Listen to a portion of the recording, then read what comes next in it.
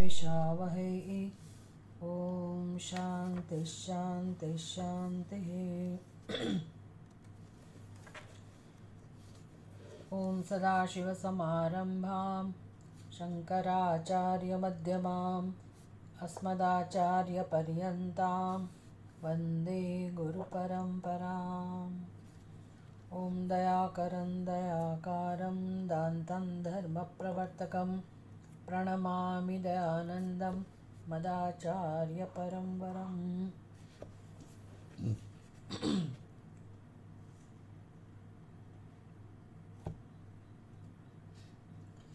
अनुभूति प्रकाश 8मो अध्याय 29मो श्लोक। किं बहोक्त्या तत्त्वविदः न भयं पारलौकिकम् उपदेशसाहस्र्यं च तथाचार्यैरुदीदितम्। આપણે પહેલા શાંતિ મંત્ર પણ કરીએ.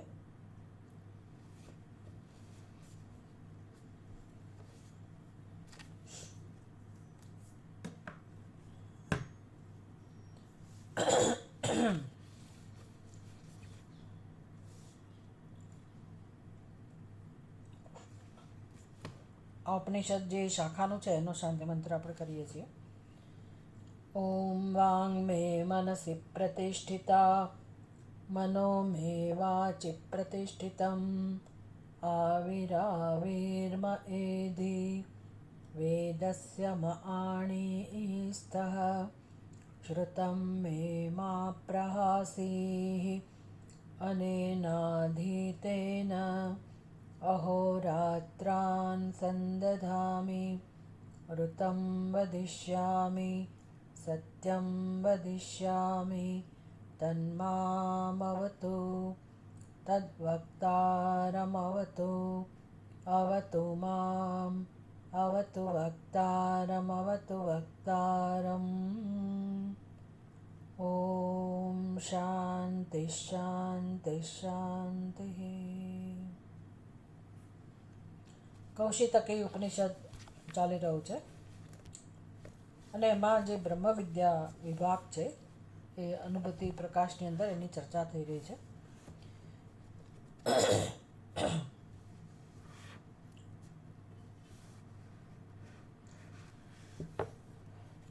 આત્મજ્ઞાન પ્રાપ્ત કરતા પહેલાં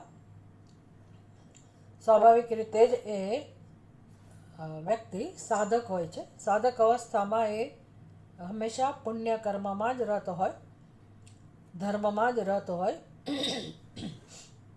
અને માટે એને કોઈ પાપ કર્મ કરવાનું રહેતું જ નથી જ્ઞાન પ્રાપ્ત કર્યા પછી. કારણ કે પ્રશ્ન હતો કે ભાઈ જ્ઞાની અને અજ્ઞાની વચ્ચે એવું મહાન શું તફાવત છે. અને કારણ કે ઇન્દ્ર કહે છે કે મેં ઘણી બધી હત્યા કરી, સંન્યાસીઓની હત્યા કરી, બ્રાહ્મણની હત્યા કરી, તો મને કોઈ પાપ નથી લાગ્યું.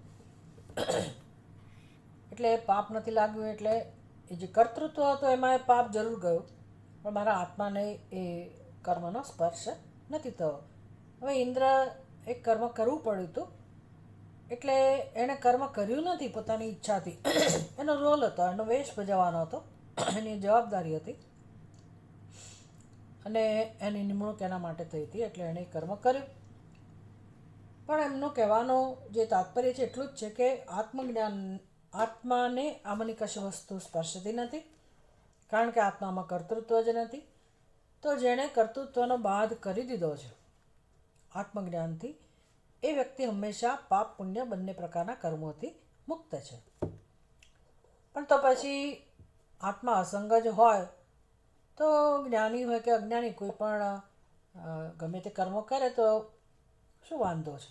એટલે જ્ઞાની પણ પાપ કર્મ કરે તો વાંધો ના હોવો જોઈએ, પણ એવું નથી. જ્ઞાની મનુષ્યો પણ, તત્વવેત્તાઓ પણ નિંદનીય કર્મથી, અધર્મથી અને પાપ કર્મથી દૂર રહેતા હોય છે. બહુ સાવધાનીપૂર્વક એ લોકો પોતાનું જીવન જીવતા હોય છે. તો એવું કેમ છે? જો એને કોઈ ફેર નથી પડતો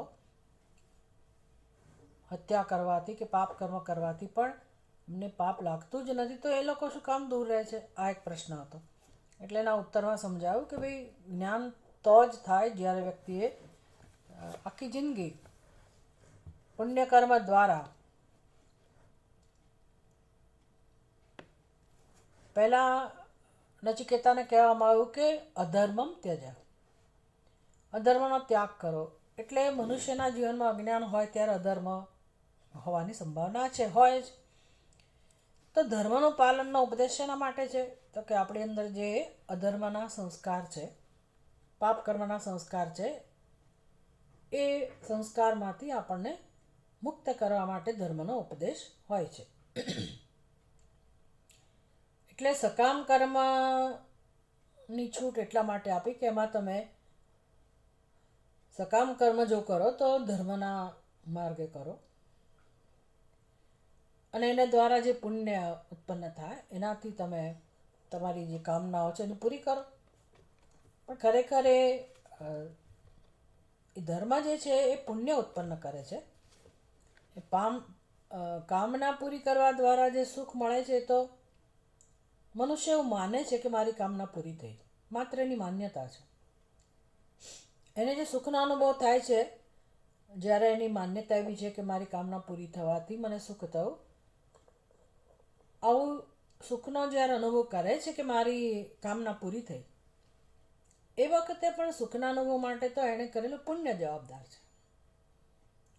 એટલે એને પુણ્યમાં રસ નથી, ખરેખર એને એની કામના પૂરી કરવામાં રસ છે, અને માટે એ ધર્મનો આશ્રય લેતો હોય એટલે એને સકામ કર્મ કહેવાય. કે ભાઈ એ ધર્મરૂપી કર્મનું ફળ પુણ્ય હોય અને એને કારણે એને સુખનો અનુભવ થાય. એની માન્યતાને કારણે એવું માને છે કે ભાઈ ધર્મથી મારી કામના પૂરી થઈ અને હું સુખી થયો.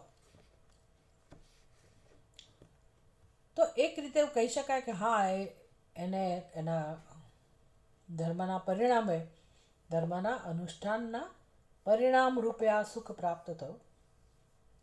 તો એ તો છે જ, તો વેદ તો કહે જ છે કે ધર્મથી પુણ્ય ઉત્પન્ન થાય અને પુણ્યથી સુખ નહીં. પણ આપણી સમજ એવી છે, અજ્ઞાની મનુષ્યની સમજ એવી છે કે ખરેખર સુખ ઉત્પન્ન થયું કારણ કે ધર્મથી મારી કામના પૂરી થઈ. એટલે એ પછી પોતાની કામનાની પૂર્તિ માટે ધર્મનો આશ્રય લે છે. એમ કરતાં કરતાં ધર્મનો આશ્રય લઈને ધર્મનું અનુષ્ઠાન કરતાં કરતાં અધર્મનો જે આશ્રય મનુષ્ય પોતાના જીવનમાં લેતો હોય, એનો સ્વભાવ બની ગયો, તો એ સ્વભાવમાંથી મુક્ત થાય. એટલે શાસ્ત્ર ધીરે ધીરે મનુષ્યને ધર્મના સંસ્કાર કેવી રીતે પ્રાપ્ત થાય એના માટે તૈયાર કરે છે. એટલે લોભાઈને કામનાની પૂર્તિના લોભથી મનુષ્ય ધર્મનું આચરણ કરતો હોય, પછી એની કામનાઓ પૂરી થાય, એના મનમાં થોડીક શાંતિનો અનુભવ થાય, તૃપ્તિનો અનુભવ થાય. પરમ તૃપ્તિ તો નહીં, પણ વિચારવા માટે એ સક્ષમ બને, પરિપક્વ બને, અને પછી એને એ ધર્મના અનુષ્ઠાનમાં રસ પડે, અને હવે એણે કાયમી સુખ જોઈતું હોય, કાયમી શાંતિ જોઈતી હોય, એટલે કે પુણ્યમાંથી પણ એને મુક્ત થવું છે, એવી જ્યારે એની અંદર કામના જન્મે, વિષયોની કામના નહીં પણ પરમ સુખની કામના, પરમ શાંતિની કામના, પરમ તૃપ્તિની ઝંખના જ્યારે એના મનમાં જન્મે, અને હવે વિષયોની પૂર્તિ માટે, વિષયોની કામના જે છે એની પૂર્તિ માટે ધર્મનો આશ્રય નથી લેતો. ધર્મનો આશ્રય જરૂર લે છે કારણ કે એના સંસ્કાર બની ગયા, અને ધર્મનો આનંદ છે, ધર્મના અનુષ્ઠાનનો, અને એમાં ઈશ્વર તો હોય જ. એટલે અને એનું ફળ પણ છે કે ભાઈ પુણ્યને કારણે હવે વિચાર કરતો થયો, એક વિવેક કરવાનું સામર્થ્ય આવ્યું, અને એના મનમાં એવી જ્યારે પ્રાર્થના જન્મે કે મારે હવે શાંતિ જોઈએ છે, અથવા તો શાશ્વત સુખ જોઈએ છે. કારણ કે ઇન્દ્રએ સમજાવ્યું કે ભાઈ આ સકામ કર્મ દ્વારા જે સુખ મળે છે, સકામ કર્મના ફળરૂપે એ જે વિષયોની પ્રાપ્તિ થાય છે એમાં તો અત્યંત શ્રમ છે, પાર વગરનો શ્રમ છે. એટલે આખી જિંદગી માણસે શ્રમ કરવો જ પડે. અને પછી માણસ જ્યારે થાકી જાય ત્યારે વિચારે કે ભાઈ શ્રમ કરવા છતાંય જે સુખ મળે છે એ કાયમી તો નથી, એ જતું રહે છે. આવી એ પોતાના અનુભવોની જ્યારે પરીક્ષા કરે ત્યારે એને વૈરાગ્ય જન્મે કે ભાઈ હવે આવું સુખ પણ નથી જોઈતું. અને પછી જ્યારે આ બધું એને સમજાય કે ભાઈ જન્મ મૃત્યુમાંથી મુક્ત થવું હોય તો ખરેખર કામનાની પૂર્તિ એ યોગ્ય રસ્તો નથી. તો હવે શું કરવું? તો આધાર તો એ જ છે, ધર્મ જ છે આધાર. હવે ધર્મ છોડવાની વાત નથી આવતી, પણ ધર્મ દ્વારા નિષ્કામ કર્મ એનો સ્વભાવ બને. એટલે ધર્મ જ એનો સ્વભાવ બની જાય. આ સિદ્ધિ છે. સ્વામી દયાનંદજી મહારાજ સમજાવે કે ભાઈ ધર્મનું પ્રયોજન શું છે? તો કે શરૂઆતમાં આપણને શાસ્ત્ર કહે છે એ પ્રકારે જીવન જીવવાનો કંટાળો આવે, એમાં મહેનત પડે, શ્રમ જન્મે, સંઘર્ષ જન્મે. પછી આપણી ટેવ એવી થઈ જાય, આપણે એવા બની જઈએ, આપણું વ્યક્તિત્વ કહો કે આપણો સ્વભાવ કહો એવું બની જાય કે શાસ્ત્ર જે નિયમો બતાવે છે એ જ આપણને ગમે. અને જે એનો ત્યાગ કરવાનું કહે છે, જેનો નિષેધ છે આપણને ન જ ગમે. એટલે શાસ્ત્રમાં પણ રાગ દ્વેષ શીખવાડે છે. કેવા રાગ દ્વેષ? ધર્મ પ્રત્યે રાગ, અધર્મ પ્રત્યે દ્વેષ. તો બરાબર આપણે એવા બની જઈએ, શાસ્ત્ર કહે છે એવા. બસ પછી હવે આગળ વધવાનો પ્રશ્ન આવે. હવે ઉપદેશ કેવો છે? પહેલાં કહ્યું કે ધર્મથી અધર્મનો ત્યાગ કર્યો. ધર્મેણ અધર્મમ ત્યજ, અધર્મનો ત્યાગ કરો. હવે ધર્મ માટે જે રાગ જન્મ્યો, તો આત્માના જ્ઞાન માટે હવે એ ધર્મ પણ, ધર્મનું અનુષ્ઠાન, એમાંનાથી જે પુણ્ય મળે છે એ પણ વચ્ચે આવે છે, એ પણ એક અવરોધ બની જાય છે. એટલે હવે શેનો ત્યાગ કરવાનો સમય આવ્યો? તો કે ધર્મનો પણ. ધર્મનો ત્યાગ એટલે એવું નહીં કે માણસ પછી અધર્મનું અનુષ્ઠાન કરે, અધર્મ તો જતો જ રહ્યો છે. પણ હવે ધર્મ માટે પણ આગ્રહ નથી. હવે શેના માટે આગ્રહ છે? ધર્મ અને અધર્મ નું અનુષ્ઠાન કરનારો જે છે, જે કર્તા જે છે, એના ત્યાગનો વારો આવે છે. તો એ અહંકારનો ત્યાગ. કર્તૃત્વ હોય ત્યાં સુધી ધર્મનું અનુષ્ઠાન, અધર્મનું અનુષ્ઠાન બંને શક્ય બને છે. પણ કર્તૃત્વ તો છે જ, એટલે એને ફરી એ ધર્મનું પુણ્ય, ધર્મનું જે ફળ છે પુણ્ય ભોગવવા જન્મ લેવો પડે. તો વળી પાછું બંધન તો રહ્યું જ. એટલે પુનરપી જનનમ, પુનરપી મરણમ, સંસાર તો રહ્યો જ. એમાંથી મુક્ત થવું હોય તો કયો ઉપાય છે? તો કે જે કર્તૃત્વ છે એને આપણે સમજવું પડે. એનું મૂળ કોણ છે? તો કે અજ્ઞાન. એટલે ધર્મનું અનુષ્ઠાન તો જ કરી શકાય જો કર્તૃત્વ હોય, અધર્મનું અનુષ્ઠાન પણ તો જ કરી શકાય જો કર્તૃત્વ હોય. તો કર્તૃત્વનો ઉપયોગ શેના માટે કરવાનો? બંને માટે નથી કરવાનો. અને શરૂઆત ક્યાંથી થાય આપણી આત્માના કલ્યાણની? તો કે અધર્મના જે સંસ્કાર છે જન્મો જન્મના, એને દૂર કરવા માટે ધર્મનું અનુષ્ઠાન. ધર્મના અનુષ્ઠાનથી આપણી અંદર એવા જ સંસ્કારો અને ધર્મ હોય, ત્યાં ઈશ્વર હોય જ. ઈશ્વરને ધ્યાનમાં રાખીને જ બધા કર્મો હોય. એટલે ધર્મના સંસ્કાર એટલે ઈશ્વર માટેનો પ્રેમ, આસક્ત બુદ્ધિ. અને પછી ઈશ્વર કૃપાથી આપણી બુદ્ધિ પરિપક્વ બને, અંતઃકરણ પરિપક્વ બને, શુદ્ધ બને. નિષ્કામ કર્મ માટે આપણને પ્રેમ જન્મે. અને પછી એ શુદ્ધ અંતઃકરણમાં આત્મજ્ઞાનની જિજ્ઞાસા ઉત્પન્ન થાય. આ મોક્ષનો રસ્તો છે, મોક્ષનો માર્ગ છે કહીએ તો ચાલે. અને જ્યારે આત્મજ્ઞાન માટે આપણે તૈયાર થઈએ ત્યારે સમજાવે કે ભાઈ કર્તૃત્વ એ અજ્ઞાનમાંથી જન્મેલી વસ્તુ છે. તો એ કર્તૃત્વ જો દૂર થાય અને પછી અજ્ઞાન દૂર થાય તો પછી કર્મનું બીજ દૂર થઈ ગયું. પછી પાપ પુણ્ય બંનેમાંથી વ્યક્તિ મુક્ત થઈ જાય છે. એનું નામ છે મોક્ષ. એટલે હવે જ્યારે જ્ઞાન થઈ ગયા પછી વ્યક્તિનું જે કંઈ જીવન છે, કારણ કે શરીર તો રહેવાનું જ છે, તો આમ તો કર્મો પણ રહેવાના છે. પણ જ્ઞાનીના કર્મો અને અજ્ઞાનીના કર્મોમાં શું પરિવર્તન છે? તો સમજાવવામાં આવ્યું કે જેવી રીતે ચણાને તમે ખાઈ શકો અથવા જમીનમાં વાવી શકો. ભૂમિમાં એને જ્યારે તમે રોપણ કરો તો એમાંથી અંકુર ફૂટે અને કાં તો તમે એનો આનંદ લઈ શકો ભોજનમાં. પણ એ જ ચણાને જ્યારે શેકી નાખો તો તમે ખાઈ શકો, પણ ભવિષ્યમાં તમે એમાંથી બીજું ફળ ના મેળવી શકો. વર્તમાન સમયમાં એનો લાભ મળી શકે. તો જ્ઞાનીની બુદ્ધિમાં જ્યારે કર્તૃત્વનો નાશ થઈ ગયો છે અને અજ્ઞાનનો પણ નાશ થઈ ગયો, તો હવે એની પાસે કર્મો તો છે, કર્મો કરી શકે છે કારણ કે ઉપાધિ છે, શરીર છે. પણ એ કર્મોથી જે ફળ મળે એ ફળ કેવું હોય? દૃષ્ટ. દૃષ્ટ એટલે અહીંયા જ એણે ભોગવવું પડે. હવે એમાંથી અદૃષ્ટ જે ફળ ઉત્પન્ન થતું હતું ભવિષ્યમાં, જેમ પહેલાં ચણા તમે જમીનમાં વાવો અને એમાંથી અંકુર ઉત્પન્ન થાય અને નવો પાક લણવાનો થાય, એ સંભાવના જતી રહે ચણા શેકાઈ ગયા પછી. કેમ તો કે અંકુર જે ઉત્પન્ન થવાની સંભાવના હતી એનો જ નાશ થઈ ગયો, બીજનો જ નાશ થઈ ગયો. એમ આત્મજ્ઞાનથી જે કર્તૃત્વ હતું બીજ, એનો જ નાશ થઈ ગયો. એટલે કર્મ જન્મે જ નહીં. નવા કર્મો અને નવું એનું ફળ એ જન્મે જ નહીં. પણ જે શરીર છે, જેમાં જે સંસ્કારો છે કર્મના, એનાથી કર્મ થતા રહે. અને એને કદાચ એવું કોઈ એનું પદ હોય તો એને અનુરૂપ એણે કર્મો કરવા પડે. પછી એ કદાચ ભલે હિંસાત્મક કર્મ કેમ ના હોય, કારણ કે એનું પદ છે, માટે એની જવાબદારી છે. તો ઇન્દ્રની જવાબદારી હતી કે 3 લોકનું એને ધ્યાન રાખવાનું હતું. તો પછી એને અનુરૂપ એણે એ કર્મ કર્યા કે જેમાં હિંસા હતી.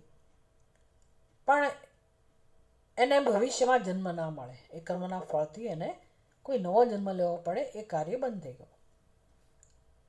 તો આ વસ્તુ સમજાવવામાં આવી કે હવે જ્ઞાનીને ફરી જન્મ રહેતો જ નથી અને ભલે એને એના કર્મનું ફળ ન મળવાનું હોય તો પણ એ પુણ્ય કર્મનો જ આશ્રય લેતો હોય છે. એના કારણો સમજાવ્યા કે કેમ એ નિંદનીય કર્મ નથી કરતો. 3 હેતુ સમજાવ્યા એને કે ભાઈ દ્રષ્ટફળ જે છે એ તો એને ભોગવવું જ પડે.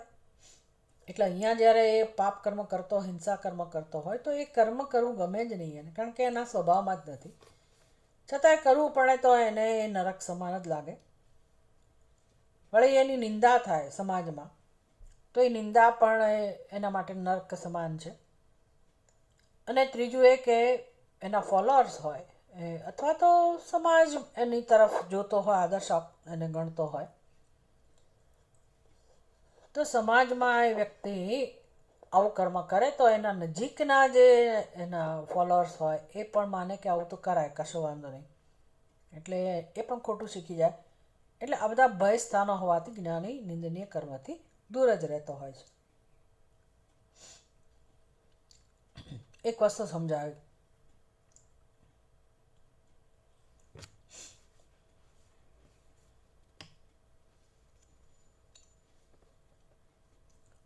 પૂર્વોક્ત તત્વવેત્તાઓ, આ બધા જે તત્વવેત્તાઓ છે, જે એની જે એનો સ્વભાવ છે કે એની વાસના જે છે પુણ્યની જ છે, એટલે એવા કર્મો તો ન જ કરે, પુણ્ય કર્મ જ કરતો હોય. પૂર્વોક્ત તત્વવેત્તાઓ એટલે આ બધા તત્વવેત્તાઓ છે, એને વળી નવો કોઈ જન્મ હોતો નથી. એટલે કદાચ એને કોઈ કર્મ કરવું જ પડે તો કરે. એને એવો જો વેશ ભજવવાનો આવે કે એની જવાબદારી હોય તો કરતા હોય છે. કેમ તો કે એને કોઈ નવો જન્મ મળવાનો નથી. કિમ બહુક્ત્યા તત્વવિદઃ ન ભયમ પારલૌકિકમ ઉપદેશ સાહસ્ર્યામ ચ તથાચાર્યૈરુદીરિતમ. બહુક્ત્યા કિમ તત્વવિદઃ ભયમ તત્વવિદઃ પારલૌકિકમ ભયમ ન ચ આચાર્યૈઃ ઉપદેશ સાહસ્ર્યામ તથા ઉદીરિતમ. હવે શું વધારે વર્ણન કરીએ? ગ્રંથકાર કહે છે કે આ વિષયમાં હવે વધારે કહેવાની શી જરૂર છે. એક જ વાત છે કે જેને જ્ઞાન થઈ ગયું એને હવે ફરી જન્મવાનું જ નથી, એટલે એને કોઈ ભય જ નથી. સ્વર્ગમાં જવાનો કે નર્કમાં, સ્વર્ગલોકમાં જવાનો કે નર્કમાં જવાનો એવો કોઈ પ્રશ્ન નથી. એની ક્યાંય ગતિ જ નથી. એનું નામ જ આત્મજ્ઞાન. એટલે ઇહૈવ પ્રવિલીયતે, અહીંયા જ એનો મોક્ષ થઈ જાય. 5 મહાભૂતનું બનેલું શરીર છે, પોતપોતાના મૂળ 5 મહાભૂતમાં ભળી જાય. સૂક્ષ્મ શરીર પણ 5 મહાભૂતમાંથી બનેલું છે. એના સૂક્ષ્મ તત્વોમાં એના જે મૂળ તન્માત્રાઓ છે એમાં વિલીન થઈ જાય. સ્થૂળ શરીર સ્થૂળ 5 મહાભૂતમાં વિલીન થઈ જાય. અને અહંકારનો તો નાશ થઈ ગયો, કર્તૃત્વનો તો નાશ થઈ ગયો. એટલે કારણ શરીરે જતું રહ્યું. સૂક્ષ્મ શરીર અને સ્થૂળ શરીર પોતપોતાના કારણમાં વિલીન થઈ જાય. તો હવે ગતિ કોની રહી? કોઈ જનારો રહ્યો જ નહીં. એ તો અહીંયા જ્યારે જીવંત છે ત્યારે જ ખરેખર એનું મૃત્યુ થઈ ગયું છે. આપણને એવું લાગે કે છે, પણ ખરેખર ત્યાં કોઈ છે જ નહીં. એટલે કોઈ જીવત નથી કે જીવની ઉપાધિ નથી. આ એનો મહિમા છે. એટલે એમને કોઈ મૃત્યુનો ભય પણ નથી ને પરલોકનો ભય પણ નથી. શંકરાચાર્યજીએ આવું વર્ણન કર્યું છે ઉપદેશ શાસ્ત્રીમાં. એ આપણને સમજાવે છે. 30મા શ્લોકમાં કહે છે, પરલોક ભયમ યસ્ય નાસ્તિ મૃત્યુ ભયં તથા તસ્યાત્મજ્ઞસ્ય શોચ્યાહ સ્યુઃ સબ્રહ્મેન્દ્રાપીશ્વરાહ. તો હવે જ્ઞાનીઓની સ્થિતિ તો દેવતાઓ કરતાં પણ શ્રેષ્ઠ છે એવું કહી રહ્યા છે. યસ્ય પરલોક ભયમ નાસ્તિ તથા મૃત્યુ ભયમ, એમને પરલોકનો ભય પણ જતો રહ્યો અને મૃત્યુનો ભય પણ જતો રહ્યો. જાય કોણ? ગતિ કોની થાય? અજ્ઞાન હોય તો જ ગતિ હોય, જીવતો હોય તો જ ગતિ હોય. જીવત જ નથી એટલે જાય કોણ? કોની ગતિ હોય? એટલે એમને કોઈ ભય પણ નથી. મૃત્યુનો ભય નથી અને પરલોકનો પણ ભય નથી. સબ્રહ્મેન્દ્રાહ ઈશ્વરાહ અપી તસ્ય આત્મજ્ઞસ્ય શોચ્યાહ. એટલે ઇન્દ્ર હોય કે પછી બ્રહ્મ હોય, બ્રહ્માજી હોય, બ્રહ્મ તથા ઇન્દ્ર અને એના સહિત બધા દેવતાઓ એ પણ ખરેખર આત્મજ્ઞાનીની સરખામણીમાં શોચનીય, એટલે એ વિચારને યોગ્ય છે. શોચ્યાહ શોકને યોગ્ય છે એવું કહી શકાય. શોકને યોગ્ય એટલે એવું નથી કે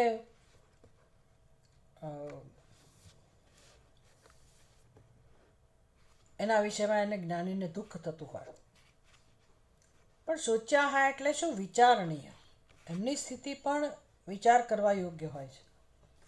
મુક્ત એટલે મુક્ત. બ્રહ્મજ્ઞાની એટલે શું? બ્રહ્મજ્ઞાનમાં જે નિષ્ઠ છે એ લોકો તો આત્મનિએવ આત્મના તુષ્ટ. અને ભગવાન સમુદ્રની ઉપમા પણ આપે છે ગીતામાં.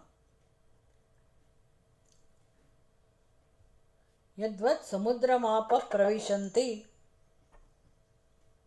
જેવી રીતે ખૂબ બધી વર્ષા થતી હોય, ચારે બાજુ ખૂબ બધું પાણી વરસતું હોય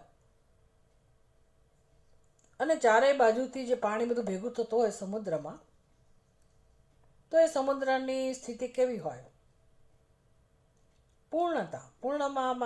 પૂર્ણતામાં એ સ્થિત હોય. આપૂર્યમાણમ અચલ પ્રતિષ્ઠમ સમુદ્રમાપ પ્રવિશંતિ યત્વત. જેવી રીતે આપૂર્યમાણમ અચલ પ્રતિષ્ઠમ, જેણે અચલતામાં પ્રતિષ્ઠા પ્રાપ્ત કરી. આપૂર્યમાણમ છલોછલ સમુદ્ર જે ભરેલો છે તો એ સમુદ્રની સ્થિતિ કેવી હોય? ભલે ને ચોમાસામાં ખૂબ બધી વર્ષાને કારણે નદીઓ બધું પાણી ઠાલવતી હોય, તો એ સમુદ્રને એનાથી કંઈ એવું ઉભરાવાનું રહેતું નથી, કારણ કે પોતે પૂર્ણતામાં નિષ્ઠ છે. એવી જ રીતે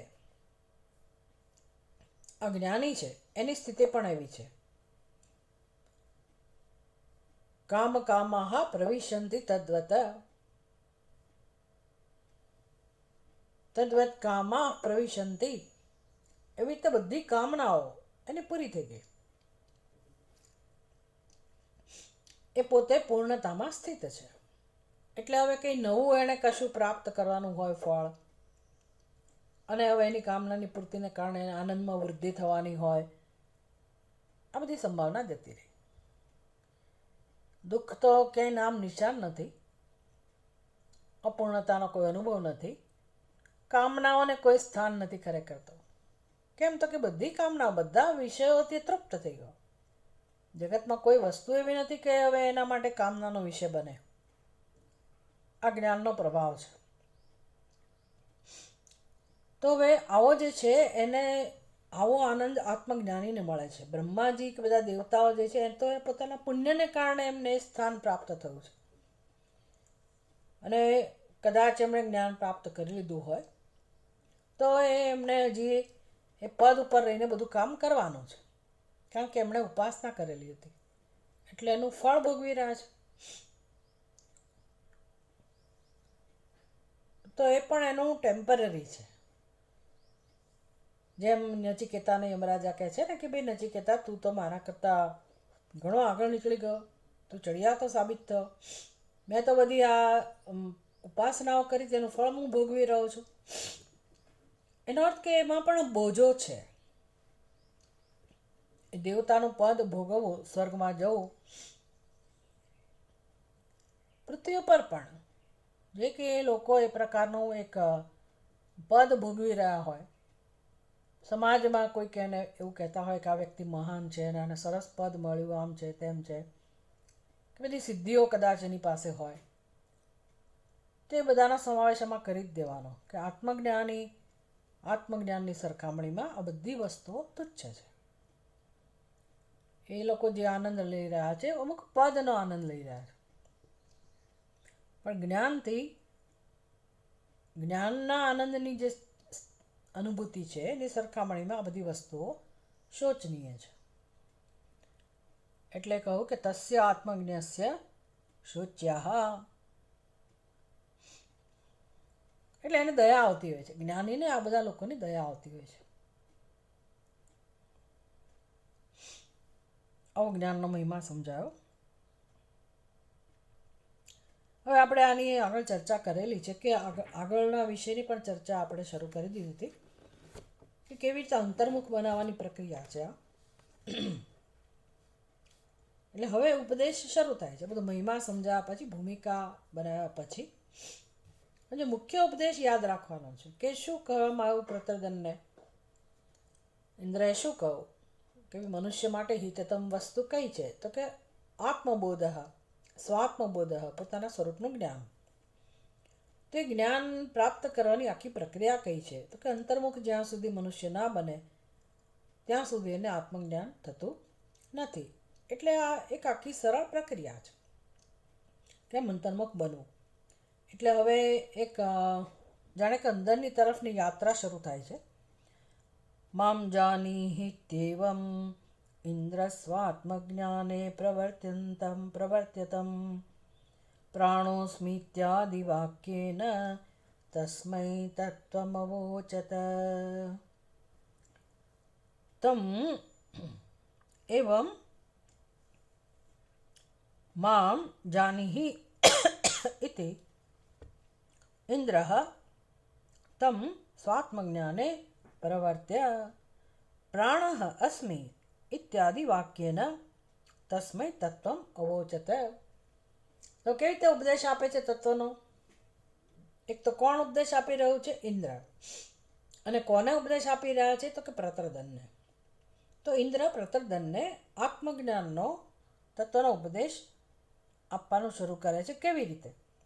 હું કોણ છું, મામ જાની કહું ને તો હવે બી તમે જ કહો કે તમે કોણ છો. ઇન્દ્રને પ્રતદાન કહી શકે ને કે મને શી ખબર છે કે તમે કોણ છો, તમે જ સમજાવો કે તમે તમારું સ્વરૂપ કયું છે,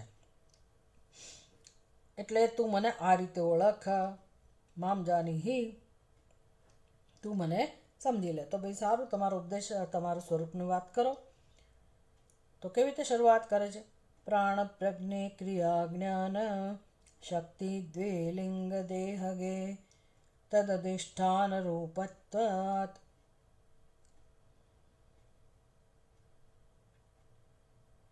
તાભ્યામાત્મોપલક્ષિતઃ. પ્રાણ પ્રજ્ઞે ક્રિયા જ્ઞાન શક્તિ દ્વે લિંગ દેહગે તદ અધિષ્ઠાન રૂપત્વાત તાભ્યામ આત્મા ઉપલક્ષિતઃ.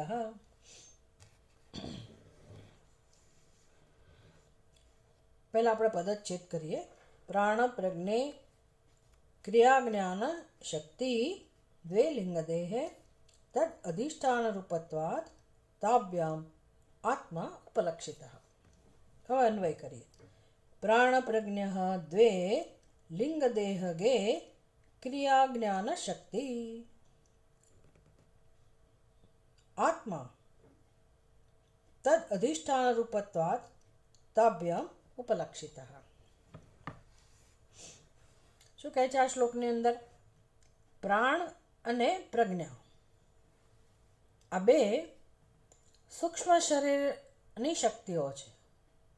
પ્રાણ એટલે ક્રિયાશક્તિ અને પ્રજ્ઞા એટલે જ્ઞાન શક્તિ. અને આત્માનું શું સ્થાન છે? તો કે આત્મા આ બંનેના અધિષ્ઠાન રૂપે રહેલો છે. અને માટે આત્માને જાણવું હોય તો પહેલાં આ બેને આપણે જાણવું પડે. એટલે આખી પ્રક્રિયાને શું કહેવાય છે? એક ન્યાય, ચંદ્ર શાખા ન્યાય, શાખા ચંદ્ર ન્યાય. ચંદ્ર શાખા નહીં, શાખા ચંદ્ર ન્યાય કહેવાય છે. તટસ્થ લક્ષણ, સ્વરૂપ લક્ષણ, આ બધા દ્વારા આત્માનું જ્ઞાન આપવામાં આવતું હોય છે. અને આપણે આ બધું વ્યવહારમાં કરતા જ હોઈએ છીએ. તટસ્થ લક્ષણનો ઉપયોગ કરતા હોઈએ, સ્વરૂપ લક્ષણનો ઉપયોગ કરતા હોઈએ. કોઈ પણ વિષયનું જ્ઞાન પ્રાપ્ત કરવા માટે એની જે આસપાસની વસ્તુઓ હોય, પહેલાં એનો બોધ આપણને કરવામાં આવે. એને કહે તટસ્થ લક્ષણ. કોઈ ફંક્શનમાં ગયા હોઈએ, કોઈ પ્રસંગમાં ગયા હોઈએ અને આપણને કોઈની ઓળખ કરવામાં આવતી હોય કે જો ભાઈ ફલાણા વ્યક્તિને ઓળખ્યા, ફલાણા જે મહારાજ છે એને ઓળખ્યા, તમે સ્વામીજીને ઓળખ્યા? ભાઈ કયા સ્વામીજી? તો કે જુઓ ભાઈ આ બાજુનું પહેલાં તમને આ દેખાય છે,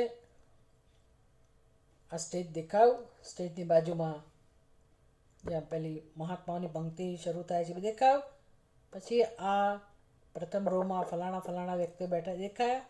આપણે કહીએ હા, બસ. તો પછી મધ્યમાં જુઓ, એની થોડું પાછળ જુઓ, પેલા મોટા જે સિંહાસન ઉપર બિરાજમાન છે, આમ આપણને એ સિંહાસન ઉપર બિરાજમાન જે મહાત્મા છે ખરેખર એનો પરિચય કરાવવાનો છે. પણ એની આજુબાજુ ઘણી બધી વસ્તુઓ છે, ઘણા બધા બીજા મહાત્માઓ પણ છે. તો મુખ્ય મહાત્મા જે છે એનો પરિચય કરાવવા માટે કોઈ આપણું ધ્યાન દોરે. પહેલાં સ્ટેજ સામું જુઓ, પછી આજુબાજુ જે કંઈ વ્યવસ્થા છે એનું આપણને દર્શન કરાવે. પછી એમ કરતાં કરતાં હવે તમારું ધ્યાન ગયું જો આ વચ્ચે છે તે.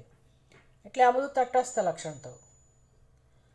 પછી સ્વરૂપ લક્ષણ કે ભાઈ હા, આ વ્યક્તિ જેનો આ પ્રકારનો ચહેરો છે, જેનો આ પ્રકારનો દેખાવ છે, જેનો આ પ્રકારનું કદ છે, તો એ સ્વરૂપ લક્ષણ થયું. એ જે મુખ્ય જેનું દર્શન કરવાનું હતું, કદાચ એ ભગવાનનું સ્વરૂપ કેમ ના હોય? તો એ ભગવાનના સ્વરૂપમાં આજુબાજુ ઘણી બધી વસ્તુઓ હોય.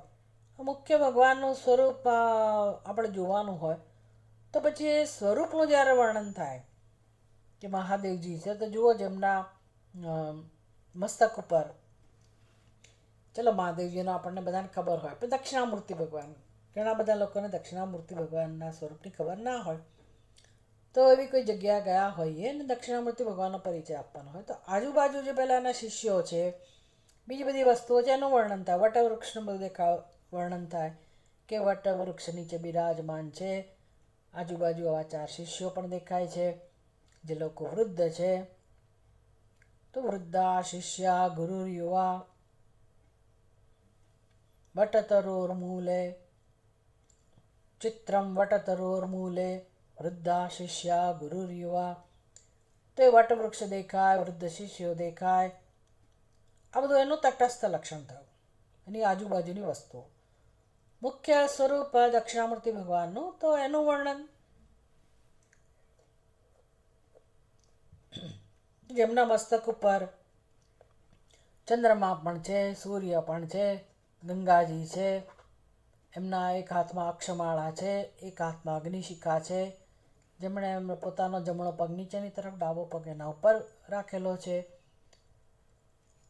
સ્ફટિકની માળા છે, જેના પગ નીચે અપસ્માર છે. તો આ જે સ્વરૂપ થયું એ સાક્ષાત દક્ષિણામૂર્તિ ભગવાનનું સ્વરૂપ થયું.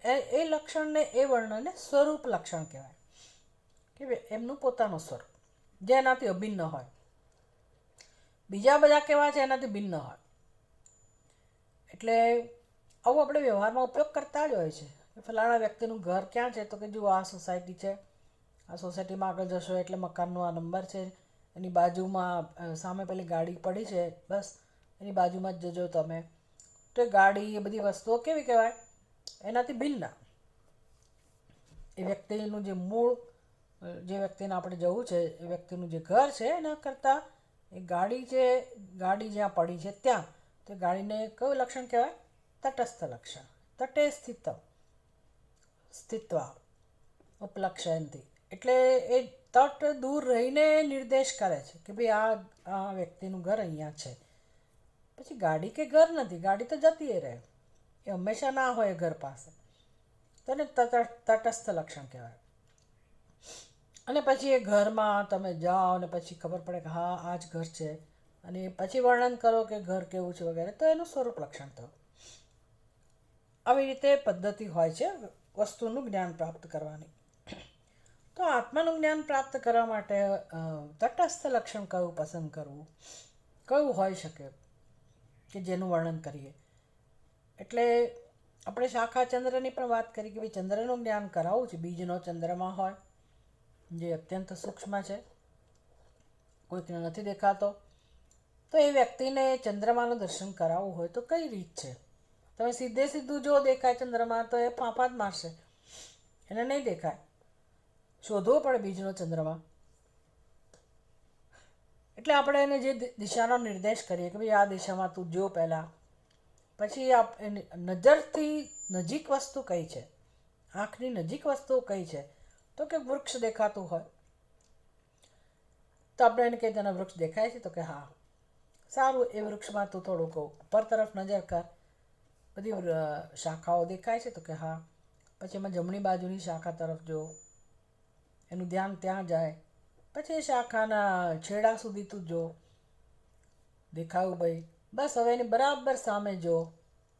પછી છલાંગ મારવાની આવે અને એ વ્યક્તિને દેખાય ચંદ્રમાં. એટલે જે આ ઉપાય કર્યો અને આલંબન કહો, જે એક વસ્તુ કેવી હોય તો કહો, એની સમક્ષ જોતા જોતા એ વ્યક્તિનું ધ્યાન ચંદ્રમા તરફ કેન્દ્રિત થયું અને એને ચંદ્રમાનું દર્શન થઈ ગયું. બસ હવે પેલી બધી વસ્તુઓનો બાદ થઈ ગયો, પછી એ વસ્તુ મહત્વની નથી. એટલે ચંદ્રમાનું દર્શન કરવું એનું પ્રયોજન હતું. પણ ઉપાય કયો કર્યો? તો કે વૃક્ષનો, શાખાઓનો એનું આલંબન લીધું, તો એને કહેવાય શાખા ચંદ્ર ન્યાય. શાખાના આધારે તમે ચંદ્રનું દર્શન કરો. એવી રીતે આત્મા, જેનું જ્ઞાન નથી લોકોને, અને આત્માનું જ્ઞાન પ્રાપ્ત કરવાનું કહે છે, કેમ તો કે એ જ હિતતામાં છે. તો કેવી રીતે આત્માની તરફ બુદ્ધિને, કારણ કે આત્મા આંખથી જોવાની વસ્તુ તો છે નહીં. આત્માનું દર્શન તો શેનાથી થાય? પોતાનું જ જ્ઞાન છે ને, એટલે જ્ઞાનનો વિષય તો કોણ છે? પછી બુદ્ધિ છે. જગતના વિષયો છે બધા શેના? જ્ઞાનના વિષયો જરૂર છે, પણ એ તમે આંખથી જોઈ શકો, કાનથી સાંભળી શકો, એ જ્ઞાનેન્દ્રિયો દ્વારા તમે વિષયોનો અનુભવ કરી શકો. આત્માનું સ્વરૂપ જ એવું છે, અશબ્દમ અસ્પર્શમ અરૂપમ અગંધ વચ્ચ. એમાં તો શબ્દ, સ્પર્શ, રૂપ, રસ, ગંધ આવા કોઈ લક્ષણો જ નથી. તો જ્ઞાનેન્દ્રિયો તો ત્યાં બિચારી ઉપયોગી થઈ શકે એવી નથી. મન પણ જેનું ચિંતન કરવા ટેવાયેલું છે, જગતના વિષયોનું ચિંતન કરે છે, એટલે તો બહાર જવા ટેવાયેલું છે. તો કેવી રીતે આત્માનું દર્શન કરવું?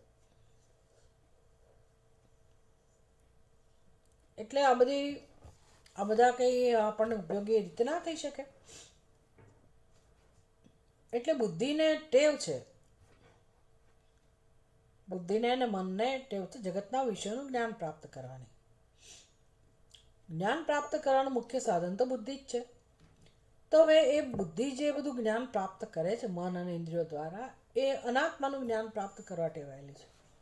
તો હવે આખા સંઘને આત્માની તરફ વાળવાની જરૂર છે, પણ આત્મા કોને કહેવાય તો એને ખબર નથી. એટલે બુદ્ધિને કેમ અંતર્મુખ બનાવવી? એટલા માટે આ પ્રકારે આધાર કે આલંબન લેવામાં આવ્યું. કોણ સ્થૂળ સ્વરૂપે છે? અત્યારે આપણને શું નજીકનું એ વસ્તુ, આત્માની નજીક હોય એવું કઈ વસ્તુઓ છે કે જેનું હું આલંબન લઈ શકું અને મારી બુદ્ધિને ધીરે ધીરે હું એ આત્મ સ્વરૂપ તરફ વાળી શકું? તો કે પ્રાણ અને પ્રજ્ઞા. તો પ્રાણમાં અહંભાવ તો છે જ, અને પ્રજ્ઞા એમાં અહંભાવ છે. એટલે એ બેની વાત કરવામાં આવી પહેલા, કે હું પ્રાણ તથા પ્રજ્ઞાત્મા રૂપ છું. પ્રાણ પ્રજ્ઞે, પ્રાણ શક્તિ અને જ્ઞાન શક્તિ દરેક વ્યક્તિને આનો અનુભવ હોય.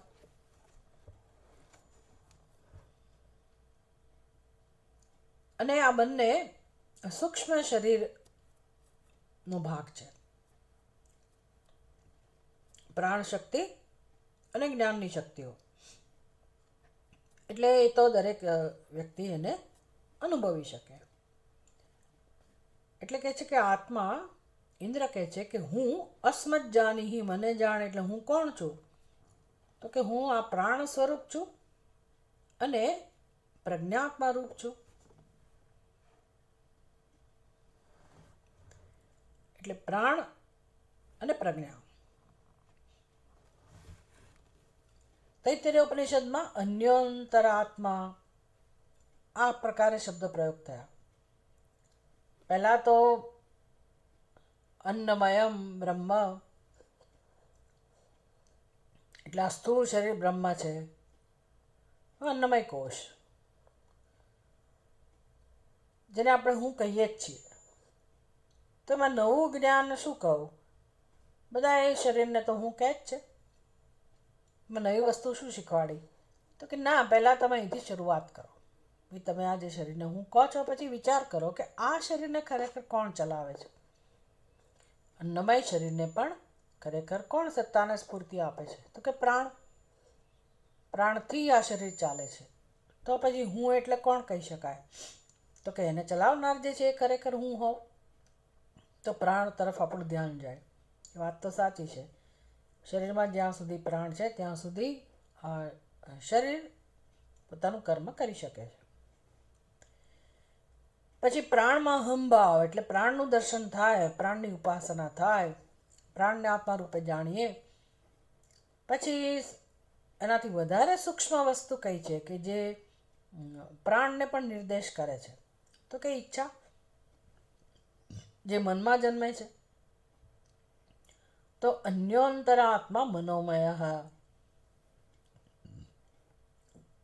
તો મન જે છે એ વધારે પ્રાણથી નજીક છે.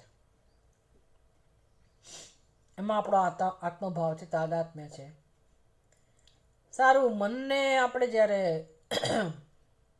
હવે મનને જ્યારે આત્મા કહીએ ત્યારે જે અન્નમય કોષમાં અહંભાવ હતો એનો જાણે કે બાદ થાય.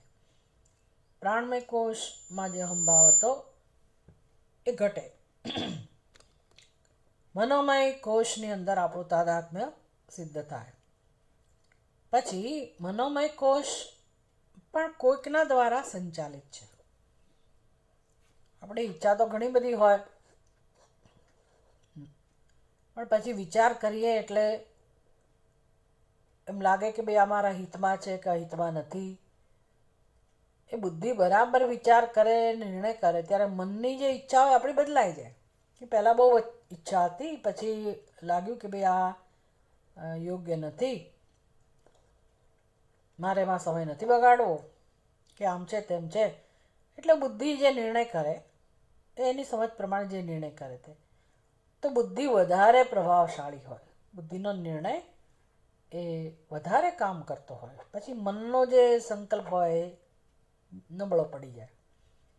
એટલે ઈચ્છાને આપણે સમર્થન ના આપીએ. તો એનો અર્થ કે હવે મારા માટે હું જેને કહી શકાય કઈ વસ્તુ મહત્ત્વની છે?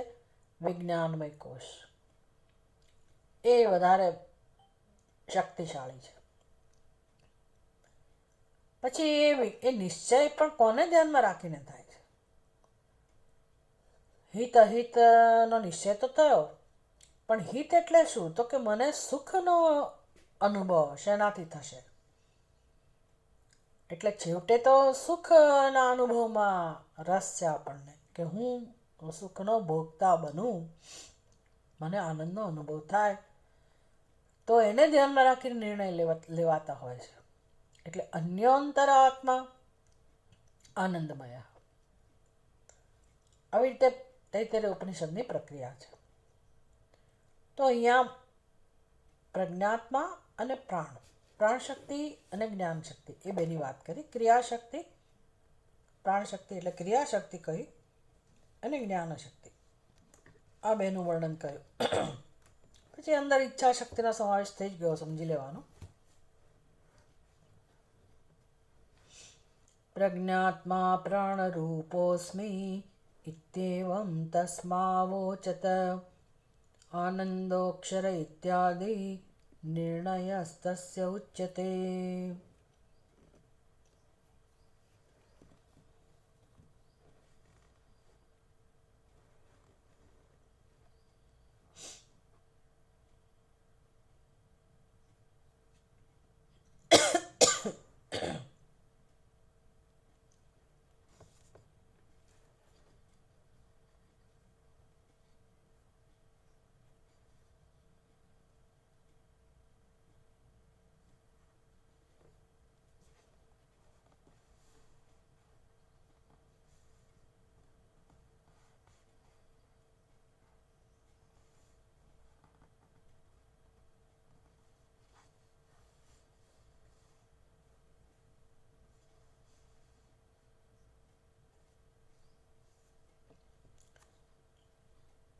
પ્રજ્ઞાત્મા પ્રાણરૂપ અસ્મિ ઇત્યેવમ. હવે આગળ 32મા શ્લોકમાં કહેવામાં આવ્યું કે આ બંને શક્તિઓ, પ્રાણ શક્તિ અને પ્રજ્ઞા શક્તિ, આ બંને લિંગ દેહગત ક્રિયા સૂક્ષ્મ શરીરમાં થઈ રહેલી આ શક્તિઓ છે, અનુભવાતી શક્તિઓ છે. પ્રાણ શક્તિ અને જ્ઞાન શક્તિ. અને તદ અધિષ્ઠાન રૂપત્વાત તાભ્યામ આત્મા ઉપલક્ષિત. તો એ બંનેની મદદથી એના અધિષ્ઠાન રૂપે જે આત્મા છે એ ઉપલક્ષિત છે. સીધે સીધું આત્માનું વર્ણન શક્ય નથી. કોણ કરે? હવે શાખા ચંદ્રમાં તો આપણે જે આ દ્રષ્ટાંત દ્વારા સમજ્યા, એમાં જેનું દર્શન કરવાનું છે, જેનું જ્ઞાન પ્રાપ્ત કરવાનું છે, એ ચંદ્રમાં તો આપણાથી ભિન્ન છે. એટલે તમે ધીરે ધીરે ધીરે તમારી બુદ્ધિને તરફ લઈ જાઓ આંખો દ્વારા, અને ચંદ્રનું દર્શન કરી શકો. પણ અહીંયા જેનું દર્શન કરવાનું છે એમાં એવું નથી કે બુદ્ધિ મને આત્માનું દર્શન કરાવે. છેવટે દર્શનની પ્રક્રિયા કેવા પ્રકારની છે થતી હોય, કેવા પ્રકારે સંભવિત હોય. દર્શન કોનું કરવાનું છે? તો સ્વનું દર્શન કરવાનું છે. એટલે એમાં તો પછી જેનાથી દર્શન કર્યું એ બધાનો બાદ થઈ જાય. એટલે જેમ મનોબુદ્ધિ અહંકાર ચિત્તાની નાહમ ન ચ શ્રોત્ર જીહ્વે ન ચ ગ્રહણ નેત્રે, એવી રીતે જેને જેને આપણે હું કહેતા હોઈએ એ બધાનો બાદ કરવો પડે. પછી શું બચે છેવટે? તો કે જેણે મને ઉપદેશ કર્યો એનો બાદ થઈ જાય. ઉપદેશ કરાવનાર જે અંદર જ્ઞાન વૃત્તિ જન્મી એ પણ જતી રહે. એટલે શાસ્ત્રની અંદર દ્રષ્ટાંત આપે કે ભાઈ જેમ ફટાકડી એ પાણીની અશુદ્ધિ દૂર કરવા માટેનું માધ્યમ છે, ઉપાય છે. હવે ફટાકડીએ શું કર્યું? તો કે પાણીની અશુદ્ધિને દૂર કરી. પછી ફટાકડી પોતે પાછી જો ત્યાં ને ત્યાં રહે તો એ પાણી ખરેખર શુદ્ધ ના થવું, હજી એ ફટાકડીનો અવરોધ રહ્યો. પણ થાય છે શું? તો કે ફટાકડી પોતે ઓગળી જાય છે, એનું સ્વરૂપે વિલીન થઈ જાય છે, અને પછી જે બચે છે શુદ્ધ પાણી. એમ બાધની પ્રક્રિયા થતાં થતાં છેવટે મનોબુદ્ધિ અહંકાર ચિત્તાની નાહમ, એટલે જ્યાં જ્યાં અહમ બુદ્ધિ હતી એ બધાનો બાદ થઈ ગયો. હવે હું શેનો બાદ કરું? તો કે હવે કોઈ બાદ કરનારું ના રહ્યું. પહેલાં તો આપણો અહંકાર બાદ કરવા માટે આપણને કામમાં આવતો હતો, એટલે બુદ્ધિની મદદથી આપણે બાદ કરતા શીખ્યા. પછી મનોબુદ્ધિ અહંકાર ચિત્તાની નાહમ, તો એ બધાનો બાદ થઈ ગયો. હવે કોણ બાદ કરે? કોનો બાદ કરે? શેનાથી બાદ કરે? કઈ રીતે બાદ કરે? બાદ કરનારું કોઈ તત્વ ના રહ્યો, બાદ કરવાનો કોઈ વિષય ના રહ્યો.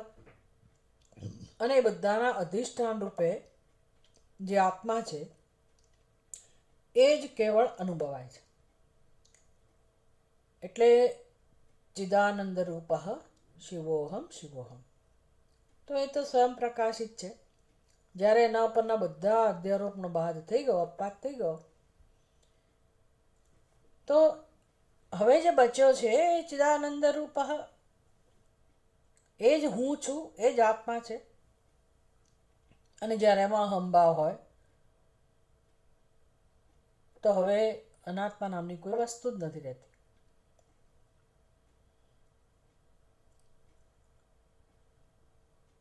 તદ બ્રહ્મ અહમ અસ્મિ તત્વમસી, બધા મહાવાક્યો અહીં સુધી કામ કરતા હોય.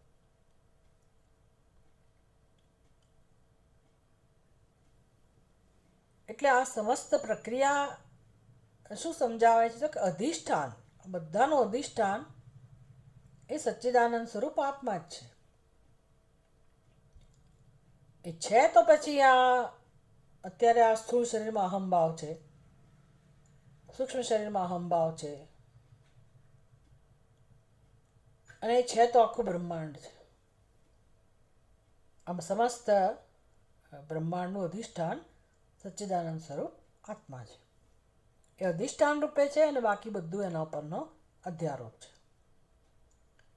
એટલે આ સૂક્ષ્મ શરીર એનો નિર્દેશ કરે છે. અને લિંગાત્મક દેહ, લિંગ એટલે ચિહ્ન, જેનો જે તમને માર્ગદર્શન આપે છે.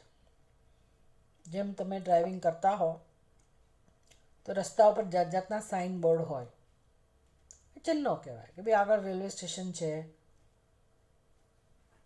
આ જગ્યાએ વન વે છે, તો એને બધાને લિંક કહેવાય, ચિહ્ન. તમે એના આધારે તમારું ડ્રાઇવિંગ કરી શકો. એમાં સ્થૂળ શરીર, સૂક્ષ્મ શરીર, સૂક્ષ્મ શરીરથી અનુમાન થાય છે એટલે એને લિંગ કહ્યું. આ લિંગ દેહગત સૂક્ષ્મ શરીરનો ભાગ છે પ્રાણશક્તિ અને જ્ઞાનશક્તિ. પ્રજ્ઞાત્મા પ્રાણરૂપ અસ્મિ ઇત્યેવમ તસ્મૈ અવોચત. આનંદ અક્ષર ઇત્યાદિ નિર્ણયઃ તસ્ય ઉચ્યતે.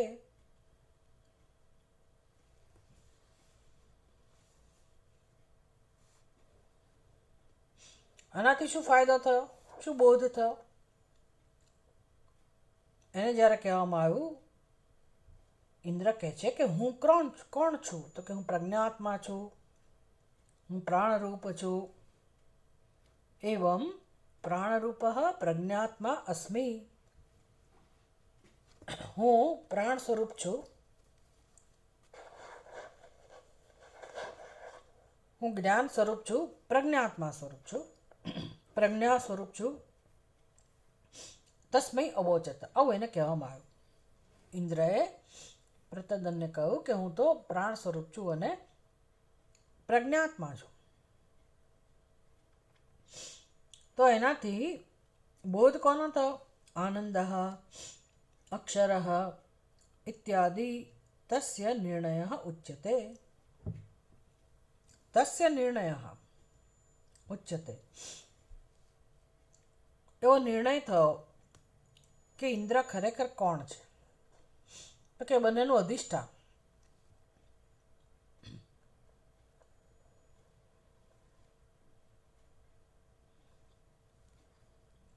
પ્રાણરૂપ અને પ્રજ્ઞા સ્વરૂપ હું છું એવો જ્યારે બોધ કર્યો, તો એને કારણે એ પ્રજ્ઞાત્મા એટલે ખરેખર કોનો બોધ થયો? આનંદ સ્વરૂપ, અજર ઇત્યાદિ રૂપ છે.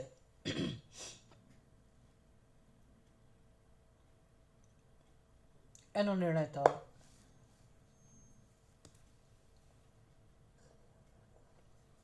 તો જ્યારે સ્થૂળ શરીર ને કોઈ હું કહેતું હોય, એટલે ઇન્દ્રના સ્થૂળ શરીરને ઇન્દ્ર પોતે હું કહેતા હોય અને એમ કે અસ્મત જાનીહી, મને જાણ. તો આગળ ચર્ચાઓ થઈ ગઈ ને કે ભાઈ સ્થૂળ શરીરને તો બધા જાણે જ છે ને, તમારા સ્થૂળ શરીરને. એમાંથી નવું જ્ઞાન તમે શું પ્રાપ્ત કરાયું અને એ હિતતમ કેવી રીતે હોય? તમને જાણીને, તમારા સ્થૂળ શરીરને જાણીને મારું કલ્યાણ કેવી રીતે થાય? તો એ કે ઇન્દ્ર કહેવા નહોતા ઈચ્છતા. એટલે એનું તાત્પર્ય મામ જાનીહીનું તાત્પર્ય એ નહોતું. સૂક્ષ્મ શરીરનું તો અનુમાન થઈ શકે એવું જ હતું કે ભાઈ અંદર કોઈક તો છે જ ક્ષેત્રજ્ઞ. તો એ જાણેલું જ છે. તો એ જ્ઞાનનો મહિમા પણ નથી, એનો મહિમા પણ નથી. તો કોને જાણવાની વાત છે? કોને જાણવાનું ઇન્દ્ર કહી રહ્યા છે? તો જ્યારે કહે છે કે મારા પ્રાણ સ્વરૂપને હું પ્રાણરૂપ છું અને પ્રજ્ઞા સ્વરૂપ છું, એવું જ્યારે કહે છે, તો પ્રાણ સ્વરૂપનું અધિષ્ઠાન જે છે એની વાત છે સીધે સીધી. એટલે પ્રાણ સ્વરૂપને સત્તા સ્ફૂર્તિ આપનાર કોણ છે? પ્રજ્ઞા સ્વરૂપને સત્તા સ્ફૂર્તિ આપનાર સ્વાભાવિક છે કે એનું પણ અધિષ્ઠાન જ હોય. એટલે નિર્દેશ કોનો છે? ઉપલક્ષિત કોણ છે? સચ્ચિદાનંદ સ્વરૂપ આત્મા. એટલે આનંદ, અક્ષર ઇત્યાદિ નિર્ણય તસ્ય ઉચ્યતે. એટલે હું કોણ છું? ખરેખર હું આનંદ સ્વરૂપ છું અને અક્ષર પ્રાણ સ્વરૂપ અને ક્રિયા સ્વરૂપ જે છે, ક્રિયા સ્વરૂપ અને જ્ઞાન સ્વરૂપ જે કહું, જ્ઞાન શક્તિ જે કહું, ક્રિયા શક્તિ અને જ્ઞાન શક્તિ, એ પોતે કંઈ અવિકારી નથી, અક્ષર નથી, અજર નથી, પણ એનું જે અધિષ્ઠાન છે એ આત્મા, જે વાસ્તવમાં આનંદ સ્વરૂપ છે અને એ અજર અને અમર, એ આત્મા તરફ એનું ધ્યાન દોરવામાં આવ્યું. એટલે કે ઉપલક્ષિતા, એ આત્મા ઉપલક્ષિત છે. એટલે અવબોધ કર્યો. હવે એના વિશે ચર્ચા થાય છે કે ભાઈ કેમ સીધે સીધું આત્માનું વર્ણન ના કર્યું, કેમ પ્રાણ શક્તિને વચ્ચે લઈ આવ્યા, જ્ઞાન શક્તિને વચ્ચે લઈ આવ્યા વગેરે. તો એ બધી ચર્ચા હવે પછી આવશે, આપણે પછીના ક્લાસમાં જોઈશું. ઓમ પૂર્ણમદ પૂર્ણમિદમ પૂર્ણાત પૂર્ણમુદચ્યતે પૂર્ણસ્ય પૂર્ણમાદાય पूर्णमेवावशिष्यते। ॐ शान्तिः शान्तिः शान्तिः। हरिः ॐ। श्रीगुरुभ्यो नमः। हरिः ॐ।